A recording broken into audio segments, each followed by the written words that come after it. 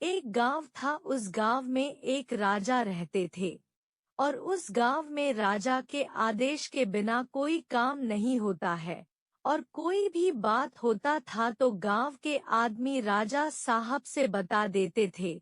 उस गांव में एक राजू नाम का गरीब आदमी था। राजू के पास रहने के लिए घर नहीं था तो राजू राजा के दरबार में जाकर राजा साहब से बोलता है, मालिक, मैं आपके जमीन पर घर बनाना है।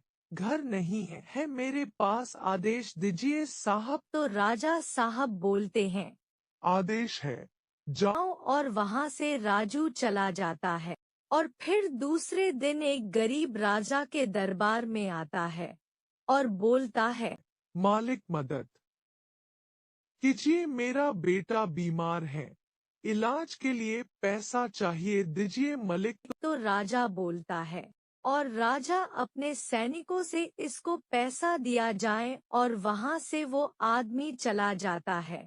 राजा साहब अपने सैनिकों से बोलते हैं, सुनो सैनिकों, मैं गांव में घूमने के लिए जाऊंगा और मैं अकेले ही जाऊंगा। और दूसरे दिन राजा साहब अपने गांव का स्थिति देखने के लिए निकल जाते हैं और गांव घूमने लगते हैं और घूमकर अपने दरबार में चले जाते हैं। राजा साहब अपने आसन पर बैठे होते हैं और बोलते हैं, राजा साहब, मेरे घर में अनाज नहीं है और मेरे पति भी बीमार है। साहब, मुझे अनाज चाहिए। तो राजा अपने सैनिकों को आदेश देते हैं, अनाज दिया जाए।